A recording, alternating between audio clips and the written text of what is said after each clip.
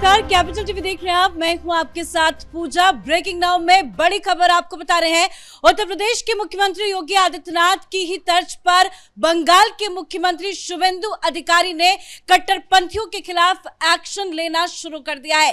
दरअसल शुभेंदु अधिकारी ने कुछ आईपीएस अधिकारियों के साथ एक बड़ी मीटिंग की और मीटिंग के जरिए अधिकारियों को बड़े बड़े निर्देश और आदेश दिए गए हैं। बड़े फैसले के मुताबिक अब पश्चिम बंगाल की सड़कों पर भीड़ इकट्ठा करके नमाज अदा नहीं की जाएगी, साथ ही लाउडस्पीकर पर भी लगाम लगाई गई है। तो मीटिंग में कानून व्यवस्था को बनाए रखने के लिए क्या कुछ बड़े फैसले लिए गए और क्या कुछ हुआ है आपको बताएंगे। मेरे साथ जुड़े हुए हैं कैपिटल टीवी के editor in chief doctor Manish Kumar और एग्जीक्यूटिव एडिटर राजीव जी। सर, आईपीएस अधिकारियों के साथ शुभेंदु अधिकारी की मीटिंग, क्या कुछ हुआ इस मीटिंग में और क्या बड़े बड़े फैसले लिए गए? देखिए, बहुत बड़े बड़े फैसले लिए हैं। ऐसा लग रहा है पूरी तरीके से उत्तर प्रदेश का जो योगी सरकार का जो मॉडल है वही बंगाल में लागू होने जा रहा है। लेकिन इससे भी बड़ी चीज, अभी फौरन शपथ के बाद गुवाहाटी में शुभेंदु अधिकारी का बहुत बड़ा बयान आया है। उन्होंने कहा है कि हम हर हाल में किसी भी कीमत पे तमाम घुसपैठियों को बंगाल से बाहर फेंकेंगे। और इसके लिए कल ही उन्होंने फैसला किया था कि किस तरह से बॉर्डर को सील किया जाएगा। खबर यह आ रही है कि बांग्लादेशी घुसपैठिए, इन लोगों को कुछ वक्त दिया जाएगा कि भागना है भाग जाओ, अदरवाइज डिटेंशन सेल में डाला जाएगा। लेकिन ये जो आईपीएस अधिकारियों के साथ जो बैठक हुई, उस बैठक का बहुत ही क्लियर कट इंडिकेशन है। उन्होंने सबसे पहले ये पूछा कि अभिषेक बनर्जी को जो सुरक्षा मिल रही है वो सुरक्षा किस आधार पर दिया जा रहा है। क्या आपके पास वो आधार है कि इतना सारा सिक्योरिटी आप उसको दे रहे हैं? Z+ सिक्योरिटी थी, इमीडिएटली उसको हटाया गया कि इनके ऊपर कोई थ्रेट परसेप्शन नहीं है, पूरी दुनिया उसी से थ्रेट में है और उसको आप जो है इतनी बड़ी सिक्योरिटी दे रहे हो। तो एक नॉर्मल एमपी को जो सिक्योरिटी मिलती है वो सिक्योरिटी मुहैया कराई गई। लेकिन इससे भी बड़ा जो फैसला, ये लाउड स्पीकर नहीं चलेगा। ये देखिए, हम लोग लगातार इस बात को कहते आ रहे थे कैपिटल टीवी पे कि लोगों की नाराजगी, लोगों का गुस्सा इस बात को लेकर के था कि दुर्गा पूजा के पंडालों पे ये लिखा होता था कि ये 5 वक्त है नमाज का, उस दौरान कोई वहां पे भजन कीर्तन और लाउड स्पीकर नहीं चलेगा। लोग खून की घूंट पी करके वापस आ गए और वोट में उसका असर दिखा। और अब बराबर की कार्रवाई हो रही है कि किसी भी मस्जिद के ऊपर अब लाउड स्पीकर नहीं होगा। जो कुछ भी अजान देना है वो उस परिसर के बाहर उसका आवाज नहीं जाना चाहिए। हो गया। हम लोग कलकत्ता में थे, हर जगह नमाज के समय आप कहीं भी खड़े हो जाइए, ऐसा लगता था कि आप लाहौर पहुंच गए हैं, आप ढाका पहुंच गए हैं। कलकत्ता तो लगता ही नहीं था, हर तरफ से वो आवाजें आती थी। तो ये आवाज पे बैन। और दूसरा, ये जो सड़कों के ऊपर जो लगातार जो नमाज देने की, फ्राइडे के दिन जो है ट्रैफिक जाम और नमाज चालू, ये नहीं होगा। सिर्फ एक छूट दी गई है कि on special occasion, Eid Bakrid के दिन आप, क्योंकि सारे लोग एक साथ आते हैं, उस दिन परमिशन के साथ कितने लोग आएंगे, कितनी व्यवस्था है, उस मुताबिक आपको जगह दी जाएगी। अदरवाइज ये जो पॉलिटिक्स और ये जो अपने आप के आइडेंटिटी को जो है वो बढ़ चढ़ करके साबित करने का, समाज में उस तरह का मैसेज देने का ये जो प्रक्रिया बंगाल के अंदर चल रहा था, इसके ऊपर विराम लगाया गया। स्पेशल लोकेशन तो ठीक है, अगर शुक्रवार को भी छोड़ दिया जाए तो भी बात अलग है। लेकिन पश्चिम बंगाल में तो हर दिन इस तरह से सड़कों पर काफी भीड़ होती थी और लोग नमाज अदा करते थे और लाउड स्पीकर आवाज तो जितनी तेज हो उतना ही कम है, दूर दूर तक आवाज जाती थी। जो ये बड़े बड़े फैसले लिए गए हैं शुभेंदु अधिकारी की तरफ से, मौलाना क्या इस फैसले को स्वीकार कर पाएंगे? इस फैसले का क्या विरोध होगा पश्चिम बंगाल में? देखिए, स्वीकार करना ही पड़ेगा। वहां सत्ता अब ममता बनर्जी की नहीं है। इन लोगों को उसी दिन समझ में आ गया जिस दिन काउंटिंग के बाद परिणाम सामने आए और ममता बनर्जी छटपटाती रह गई। उनके ये जितने मुस्लिम माफिया हैं वो अभिषेक बनर्जी को फोन कर रहे थे, अभिषेक बनर्जी फोन नहीं उठा पाए।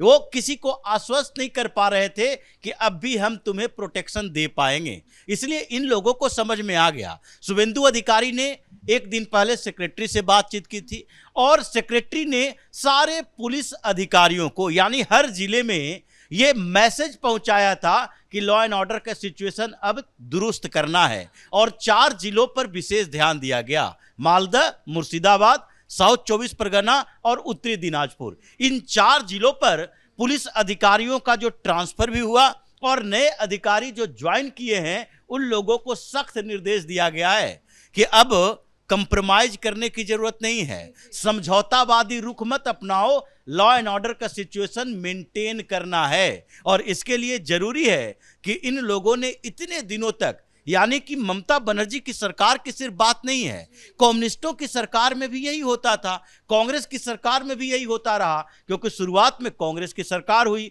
उसे हटाकर कम्युनिस्ट पार्टी की सरकार आई और फिर दूसरी बार कांग्रेस की ही सरकार आ गई, क्योंकि ये तृणमूल कांग्रेसी थी और ममता बनर्जी कांग्रेसी माइंडसेट। तो इसलिए इन लोगों ने मुस्लिम अपीजमेंट की पॉलिटिक्स की और अभी शुभेंदु अधिकारी को ये दिखाना है कि जिस नैरेटिव के साथ, क्योंकि एक दिन पहले जब इनकी मीटिंग हुई थी तो उन्होंने सारे विधायकों को भारतीय जनता पार्टी का मैनिफेस्टो दिया और कहा कि इस मैनिफेस्टो को याद कर लो, अधिकारियों के सामने भी टिक करके रखे कि ये मैनिफेस्टो में ये बातें जो है उसको आप लोग अपने दिमाग में सेट कर लो, ये फाइलों में बंद नहीं रहनी चाहिए, अपने दिमाग में इसे रख लो और एक एक वादों पर हम काम शुरू करेंगे। अभी तत्काल जो हमारा काम है ये मुस्लिम अपीजमेंट की पॉलिटिक्स का नैरेटिव जो चल रहा है उसको तोड़ना। इसलिए ये फैसला आया। अजान में लाउड स्पीकर का इस्तेमाल क्यों? ये पूरे भारत के अंदर ये सुप्रीम कोर्ट का भी आदेश है, ये डिसिमल तय कर दिया गया है कि इससे ज्यादा तेज नहीं बजा सकते। ये कोई इस्लामिक कंट्री नहीं है, क्योंकि अजान में जिन शब्दों का इस्तेमाल होता है, अगर ये अरबी ना हो, हिंदी रूपांतरण ट्रांसलेशन करके इसको बताया जाए तो मस्जिदों में एक भी ईंटें नहीं रहेगी, ऐसे शब्दों का इस्तेमाल किया जाता है। तो इसलिए अजान को आप तेज आवाज में हिंदुओं के कानों तक न पहुंचाएं कि नमाज अदा करने का समय हुआ तो अजान देना शुरू कर दिए। तो इसलिए इस पर प्रतिबंध। और फिर ये जैसे योगी सरकार ने किया, अब तो ये मान कर बैठे हैं उत्तर प्रदेश में कि जुमे की नमाज है, मस्जिद में जाओ, शांति से नमाज अदा करो, शांति से बाहर निकलो, कोई पत्थरबाजी, कोई हंगामा, कोई हुड़दंग नहीं। और सड़क पर आओगे तो फिर वही हाल होगा, पिटाई होगी, फिर बाहर भाग कर जाओगे। इसलिए ये एक्शन की शुरुआत हो चुकी है और आगे कुछ और बड़े होंगे और बहुत सारे एक्शन लिए जा रहे हैं और एक्शन नो डाउट जबरदस्त है, जिसकी पूरी उम्मीद थी। और पोस्ट इलेक्शन जो वायलेंस हुए थे सर, उसको लेकर भी सख्त आदेश दिया गया है कि एक एक की गिरफ्तारी होनी चाहिए जिसने उपद्रव मचाने की कोशिश की। देखिए, उपद्रव टीएमसी वालों ने ही मचाया है। अब ये बात खुलकर सामने आ गई है कि ये टीएमसी वाले ये अपना चोंगा बदल करके तमाशा कर रहे थे। पुलिस की बात जहां तक है कि मीटिंग में बात खत्म होकर के मामला खत्म नहीं हुआ। आपको मैं एक वीडियो दिखा रहा हूं, आप इस वीडियो को देखिए। टीएमसी वाले वो तंबू बंबू लगा करके वो खामखा प्रोटेस्ट कर रहे थे एसआईआर और ये सब के लिए। अब जरा देखिए लाठी की आवाज। ये टीएमसी वाले जो पुलिस वालों को पहले आदेश दिया करते थे, उनकी किस तरीके से पिटाई हो रही है। और ये पिटाई इसलिए, ये संकेत है टीएमसी के तमाम गुंडों को। और ये बांग्ला न्यूज चैनल्स के ऊपर ये वीडियो बहुत धड़ल्ले से चलाया जा रहा है, सोशल मीडिया में बताया जा रहा है कि सत्ता परिवर्तन ग्राउंड में कैसा नजर आ रहा है, उसके लिए जरूरी है। और दनादन लाठीचार्ज, और बताया जा रहा है उसमें बहुत सारे सीनियर लीडर्स भी थे और ये सब जान प्राण लेकर के भागे। ये सिर्फ इसलिए हो रहा है कि शुभेंदु अधिकारी ने बिल्कुल टारगेट दे दिया है पुलिस वालों को कि अगर आप इधर उधर किए तो मालूम चला कि सुंदरबन के किसी टापू के ऊपर आपकी ड्यूटी लग गई है, 5 साल तक आप वहीं फिर सड़ते रहोगे। और इसलिए अचानक से ये बदलाव आया है। बदलाव सिर्फ पुलिस महकमे में नहीं आया है, बदलाव आम जनता में भी आया है। आप इस वीडियो को देखिए, एक और वीडियो है, ये ट्रक ड्राइवर है। वो ट्रक ड्राइवर वो गुजर रहा है, पुलिस वाले ने हाथ रोका, वो बांग्ला में बातचीत हो रही है, मैं बस आपको बता रहा हूं कि वहां क्या चल रहा है। उसने कैमरा निकाला और पुलिस वाले को बोला कि भाई क्या पैसा चाहिए, तुमको मालूम नहीं कि वीडियो कहां कहां जाएगा। हो गया रामराज्य, अब आ गया, अब खत्म हो गया ये टोला फोला वो पैसे लेने का धंधा, अब गाड़ी हमारा रोको। वो बोल रहा है साइड कर लो, बोला साइड नहीं करेंगे, हम तुम्हारा वीडियो लेंगे और ऐसी जगह पे पहुंचाएंगे इस वीडियो को। तो कहने का मतलब ये है कि सोशल मीडिया के ऊपर इस तरह के कई सारे वीडियोस आ रहे हैं जहां जो प्रधानमंत्री मोदी अमित शाह ने जो प्रॉमिस किया था कि टोलाबाजी, सिंडिकेट, उगाही, ये जो टीएमसी का जो बिजनेस मॉडल था वो पूरी तरीके से वो ध्वस्त होता नजर आ रहा है। अभी एक सप्ताह हुआ नहीं है और बंगाल में परिवर्तन साफ साफ नजर आ रहा है। ये सारे वीडियो जो सामने आ रहे हैं वो साफ की दिखा रहा है कि किस तरह से बंगाल में परिवर्तन हो रहा है। सर, महिलाओं की भी बात कर लेते हैं क्योंकि महिलाएं कितनी ज्यादा प्रताड़ित पश्चिम बंगाल में है, इससे ये बात किसी से छिपी नहीं है। अब बताइए जा रहा है कि जो भी महिलाओं के साथ रेप हुआ, उत्पीड़न की घटना सामने आई, अब वो सारे फाइलें खोले जाएंगे, उनके खिलाफ भी अब एक्शन होगा। देखिए, महिला तो ममता बनर्जी भी थी। अब इन महिलाओं की प्रताड़ना का असर ममता बनर्जी पर पड़ेगा। एक महिला नहीं, कई महिलाएं ऐसी है जो आजकल टीएमसी के लिए प्रचार करते हुए भूल गई थी कि टीएमसी की सरकार में महिलाओं के साथ क्या हुआ। अभी जितनी मीटिंग हुई है उसमें महिला सुरक्षा को ध्यान में रखा गया है। लॉ एंड ऑर्डर का मतलब ये होता है कि चोरी, करप्शन के साथ साथ महिलाओं की सुरक्षा सुनिश्चित करे, और अभी फैसले लिए जाने बाकी हैं। महिला स्क्वाड की बात चल रही है कि कोलकाता के अंदर या फिर अर्बन सेक्टर के अंदर जो इंटरसिटी ट्रांसपोर्टेशन सिस्टम है उन सब में महिला गार्ड की नियुक्ति की जाएगी और रात के में भी महिला सिक्योरिटी गार्ड होगी, और उसके बाद पेट्रोलिंग के तरीके चेंज किए जाएंगे। ये जो फ्लैग मार्च चलता है, अभी तो वहां सेंट्रल फोर्सेस रहेंगे और इसीलिए सेंट्रल फोर्सेस के बाद कोलकाता पुलिस, पश्चिम बंगाल की पुलिस के ऊपर ही ध्यान है।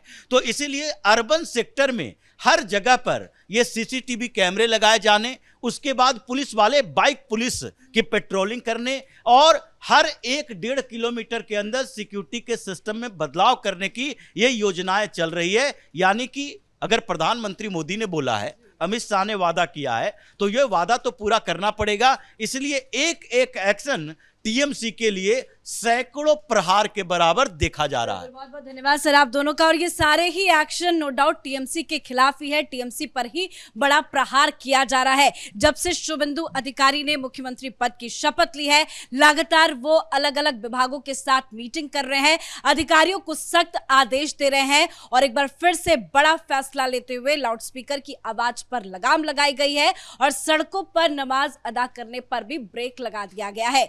ये सारे फैसले कट्टरपंथियों के खिलाफ माने जा रहे हैं। इस बड़ी खबर में इतना ही। देखते रहिए कैपिटल टीवी। नमस्कार।